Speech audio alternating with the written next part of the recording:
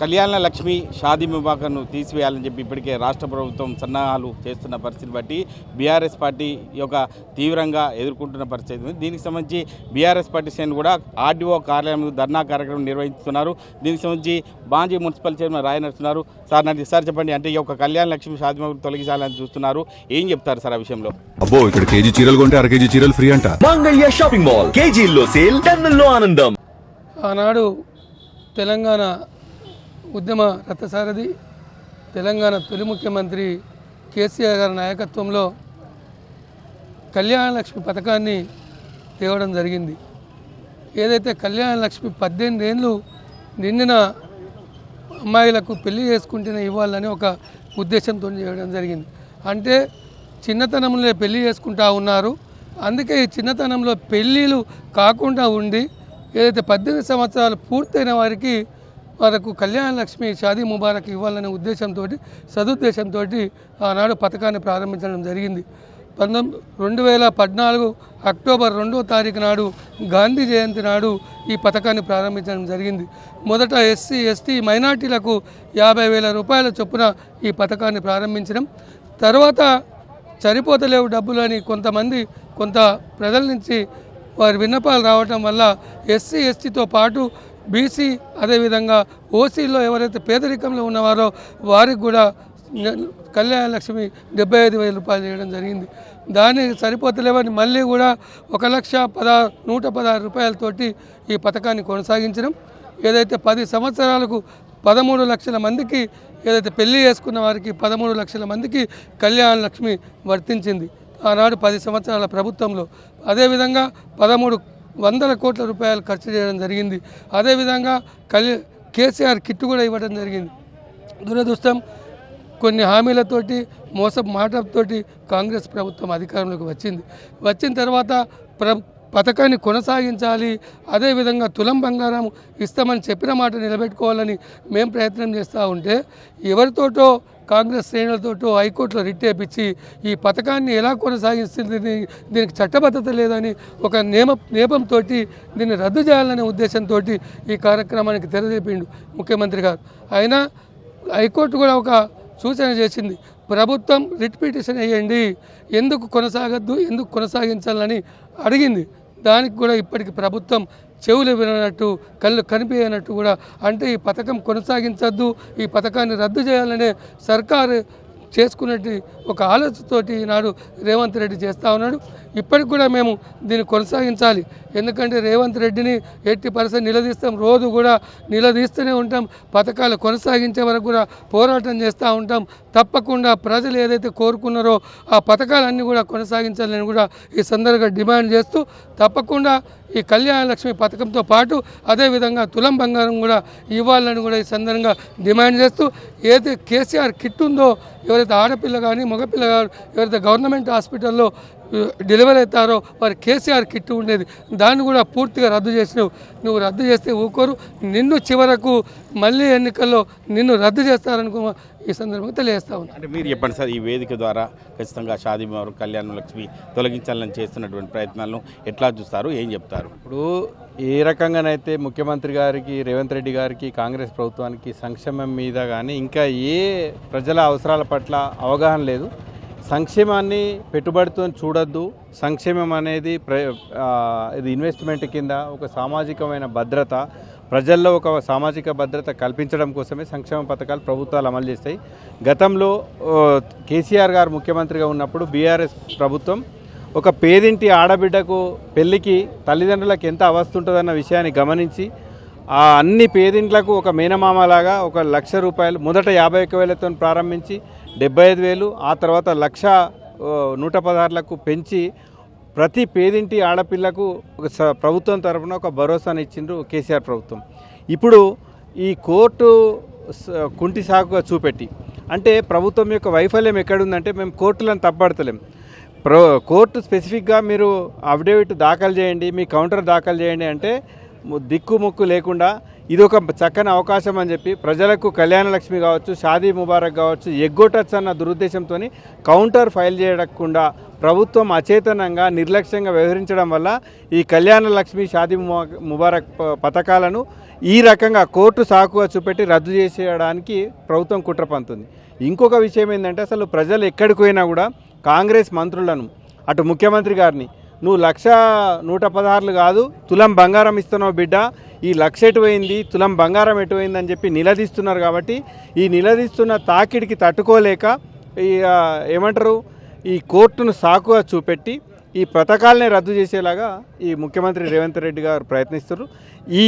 నీ కుటిల యత్నాన్ని, ఈ కాంగ్రెస్ ప్రభుత్వపు నిర్లక్ష్యపు ధోరణిని మరి ప్రజలు గమనిస్తున్నారు. తస్మాత్ జాగ్రత్త.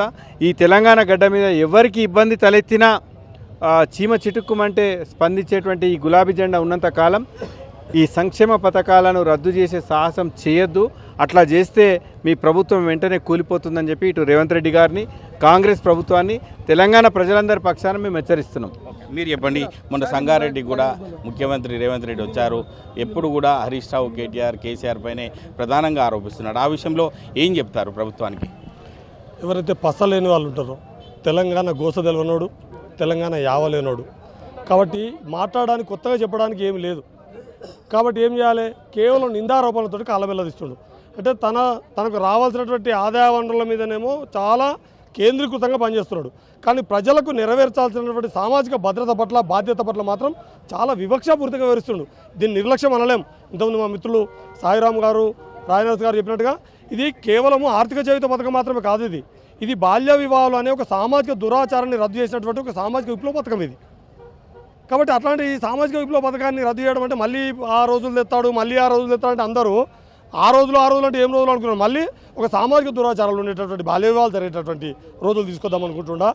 లేకపోతే కరెంటు కోసము తెల్లందాక చీకట్ల అనేక మంది రైతులు పాము కాడుకు, తేలు కాడుకు గురై చనిపోయినట్టుగా మళ్ళీ చీకటి పూట కరెంట్ ఇచ్చేటటువంటి పాత రోజుల, లేకపోతే యూరియా కోసం లేదా ఎరువుల కోసము చెప్పులు లైన్లో పెట్టేటటువంటి పాత రోజుల, ఇప్పుడు గవే కనిపిస్తున్నాయి పాత రోజులు. మళ్ళీ ఆ రోజులు అంటే మళ్ళీ ఆ రోజు. ఇంకొక విషయం మిత్రమా, కేసీఆర్ ఆనవాళ్ళు లేకుండా చేస్తానంటే అందరూ ఏమనుకుంటే జనరల్గా సమాజంలో ఒక ఉనికిలో ఉండేటటువంటి ఏంటంటే ఆనవాళ్ళు లేకుండా చేయడం అంటే ఆయనకంటే ఎక్కువ అభివృద్ధి పథకాలని, ఆయనకంటే ఎక్కువ సంక్షేమ పథకాలని, ఆయనకంటే ఎక్కువ ప్రజలకు మేలయ్యే పథకాలను తీసుకొచ్చి ఆనవాళ్ళు కూడా ఇస్తాను. కానీ ఆయన ఇచ్చినటువంటి అభివృద్ధి పథకాలని, సంక్షేమ పథకాలని, సామాజిక బాధ్యతాయుతంగా చేసినటువంటి పరిపాలన అంటే, అడ్మినిస్ట్రేషన్ అంటే అధికారం అంటే పదవి కాదు, అధికారం అంటే కుర్చీ కాదు, అధికారం అంటే కేవలం ఆదాయ వనరులు కాదు, అదొక సామాజిక బాధ్యత అని పనిచేసాడు. ఆ సామాజిక బాధ్యతను తప్పుకొని ఆనవాళ్ళు లేకుండా చేస్తాననేటటువంటి కేసీఆర్ యొక్క సామాజిక భద్రత, బాధ్యత సంబంధించినటువంటి ఆనవాళ్ళు లేకుండా చేస్తుండు. బహుశా రేవంత్ నీ ఏతులకు నువ్వు రేవంత్ రెడ్డి పేరు నీది ఏతుల రెడ్డిగా నామకరణం అవుతుంది. నీ ఏతులకు అద్దులేని ఏతులు అవుతున్నాయి. కాబట్టి ఓ ఏతుల రెడ్డి, నువ్వు కనుక ఈ కళ్యాణ లక్ష్మి, షాదీ ముబారక్ రద్దు చేస్తే నీ ప్రభుత్వం రద్దు అవ్వడం ఖాయం. మీరు చెప్పండి సార్, ముస్లిం సామాజిక వర్గం కూడా చాలామంది ఉన్నారు కాబట్టి ఈ యొక్క కళ్యాణ లక్ష్మి, షాదీ ముబారక్ కూడా అందరికీ ఉపయోగపడేది కాబట్టి ఏం చెప్తారు, మీరేం చెప్తారు ఆ విషయంలో? जब 2014 में तेलंगाना रियासत अलग बना था, हमारे हर दिल जबकि सीएम केसीआर साहब हर तबके को सोचते हुए, खासकर मुस्लिम माइनॉरिटी को सोचते हुए ये कल्याण लक्ष्मी और शादी मुबारक स्कीम लॉन्च कर रहे थे. मैं समझता हूँ कि तेलंगाना भर में जो भी स्कीम्स है वो पूरे स्कीम्स एक तरफ है और एक कल्याण लक्ष्मी शादी मुबारक स्कीम एक तरफ है. क्योंकि तेलंगाना भर में कम से कम 13 लाख से 15 लाख फैमिलीज ये शादी मुबारक और कल्याण लक्ष्मी स्कीम से फ़ायदा उठाए. क्योंकि आज एक घर में एक शादी करना बोले तो घर में लोग सोच रहे हैं, क्योंकि हर तरफ खर्चा करते हुए, हर तरीके से प्रॉब्लम फेस करते हुए आज एक शादी करना पड़ रहा. मगर केसीआर साहब तेलंगाना के पूरे अवाम मेरे लोग हैं, मेरे फैमिली के लोग हैं बोल के सोचते हुए ये जो शादी मुबारक स्कीम निकाले थे वाकई बहुत काबिल तारीफ़ है. मगर ये जो 2023 इलेक्शन जब आया था, जब कि कांग्रेस गवर्नमेंट, जब कांग्रेस पार्टी ने क्या बोले थे कि केसीआर शादी मुबारक स्कीम दे रहा, हम उसके साथ 1 तोला सोना देते बोल के बोले. मगर आज ये कांग्रेस गवर्नमेंट जो भी वादे करी वो पूरे वादे को नाकाम कर दिए. क्योंकि आज ये जो हाईकोर्ट में जो इसको फिल डाल के जो ये कल्याण लक्ष्मी और शादी मुबारक को रोका गया है, ये हम तेलंगाना भर के मैं मुस्लिम आवाम से यही ख्वाहिश करता हूँ कि आज हमें एक वक्त आ चुका है कि हम ये स्कीम के ऊपर आवाज़ उठाते हुए फिर ये स्कीम को दोबारा से लॉन्च करने की हम ये गवर्नमेंट से అపీల్ కడతా. అంటే మీరు చెప్పండి, అంటే చూస్తున్నాం ప్రత్యక్షంగా ఇటువంటి పథకాలు అందరికీ ఉపయోగపడే విధంగా ఉన్నాయి, కానీ ఒక ముఖ్యమంత్రి ఏమైనా తీసివేయడానికి చూస్తున్న పరిస్థితిని బట్టి ఏం చెప్తారు, మీరేం చెప్తారు? మరి ఈ రోజులల్లో రైతులు చాలా నష్టపోతుర్రు. రైతులకు ఎలాంటి సౌకర్యం లేకుండా మరి ఎంతో బాధపడుతున్నటువంటి సమాజము ఈ గవర్నమెంట్ ఏం చేస్తుంది, ఏమిస్తుంది, ఏదేదో చేస్తానని అన్నీ తీసుకొస్తా, నీకు అన్నీ అమలు చేస్తా, రైతులను మంచిగా చేస్తా అని చెప్పేసి ఏదేదో మాట్లాడి ఈ రోజులలో అందరినీ అణగదొక్కేటువంటి అణచివేతగా నడుస్తుంది ఈ ప్రపంచము. మరి అలాంటిది కాదు, మేలు చేసేటువంటి రైతులకు మేలు చేయాలి. నువ్వు ఏదైతే గ్యారంటీలు ఇచ్చినావో ఆ గ్యారంటీలను అమలుపరచాలి. ఇవన్నీ అమలుపరిచినాక నువ్వు వాళ్ళని తిట్టుడు మొదలుపెట్టాలి. పతాకం తిట్టుడే ఉన్నది కనుక నువ్వు చేసుడైతే ఏం లేదు. ఈ చేసేటి అన్నీ బంద్ చేసుకొని నువ్వు మంచి రాజకీయం చేసి ప్రతిదీ మేలు చేయడానికి, ప్రజలకు మేలు చేయడానికే నువ్వు నిలబడాలి. తిట్టుడు కాదు. కేటీఆర్ను, కేసీఆర్ను ఏం పీకేస్తావు, ఏం పడగొడతావు అని చెప్పి మాట్లాడుతున్నావు. నువ్వేం పీకినావు, నువ్వేం పడగొట్టినావు? నువ్వు పీకి పడగొట్టి ఏం ఎక్కినావు? గద్దెక్కినావు. గద్దెక్కింది ఎందుకోసం ఎక్కినావు? నువ్వు చేసేటి అన్ని మోసాలు చేస్తున్నావు, దగా మోసాలు చేస్తున్నటువంటి పార్టీని నువ్వు చాలా అణచివేస్తున్నావు, ప్రజలను మోసం చేస్తున్నావు. ఏదేదో ఇస్తానని ఏదేదో గ్యారంటీ మాటలు చెప్పి, మాయ మాటలు చెప్పి ఇవాళ నువ్వు గద్దె ఎక్కి ప్రతిదీ గద్దె ఎక్కినాక ఒక మాట, గద్దె దిగినాక ఒక మాట, గద్దె ఎక్కినాక ఒకటి చెప్పినావు, గద్దె ఎక్కినాక ఇంకోటి చెప్తున్నావు. ఇది నీకు న్యాయం కాదు రేవంత్ రెడ్డి గారు. మేము తిట్టమా? మాకు తిట్టరాదా? మాకు మాటలు రావా? అచ్చం తెలుగులో తిడతాం. మేము తిడితే కనుక నువ్వు ఊరేసుకొని సావాలి. ఇట్లాంటి మాటలు నేను చెప్తున్నా ప్రజాప్రతినిధిగా. ఒక్కటే నేను మాట్లాడేది ఏంటంటే ప్రజలకు మేలు చేయి, నువ్వు అభివృద్ధి చేయి. ఒక తిట్టుడు బంద్ చేసుకో. నేను పీకేస్తా, ఆయన ఏం పీకినాడు, ఈయన ఏం పీకినాడు, నువ్వేం పీకినావా గద్దెకి? నువ్వేం పడగొడుతున్నావా ఇవాళ? ఇది నీ న్యాయమా? ఇది పద్ధతి కాదు. మంచి పద్ధతిలో మెదులుకో. తిట్టుడు రాజకీయం బంద్ చేయి, మంచి పనులు చేయి. ఒకటి మీరు చెప్పండి. అంటే ప్రస్తుతం చూస్తున్నాం, మీరు కూడా ప్రత్యక్షంగా బీఆర్ఎస్ పార్టీ శ్రేణులతో కూడా ధర్నాలో పాల్గొన్నారు. ఏం చెప్తారు ఆ విషయంలో? ఈరోజు ప్రభుత్వము ప్రజలను నిర్వీర్యం చేస్తూ, ప్రభుత్వ పథకాలను నిర్వీర్యం చేస్తూ, ప్రజలకు అందాల్సినటువంటి ఈ పథకాలను నిర్వీర్యం చేయడం కోసం ఒక పెద్ద కుట్ర జరుగుతూ ఉంది. ఈరోజు ఆ రోజు ఉన్నటువంటి పెద్దలు చంద్రశేఖరరావు గారు, కేసీఆర్ గారు ఒక గొప్ప లక్ష్యంతో పెట్టినటువంటి ఈ తెలంగాణ పేద ప్రజలకు, పేద ఆడబిడ్డలకు ఇబ్బంది అవుతూ ఉంది. పెళ్ళిళ్ళు చేస్తే అప్పులు అవుతూ ఉన్నారు. వాళ్ళకు ఒక భరోసా కల్పించాలని చెప్పి ఆ రోజు కళ్యాణ లక్ష్మి షాదీ ముబారక్ మీద 1,116 రూపాయలను అందించడం జరిగింది.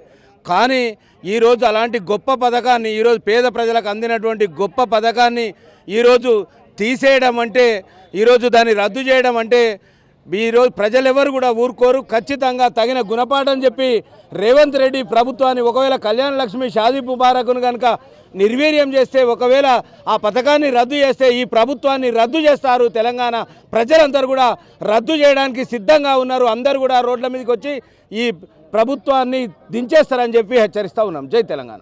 ఇది పరిస్థితి. మనతో పాటు మహిళలు కూడా ఉన్నారు. చెప్పండి, ఏం చెప్తారు?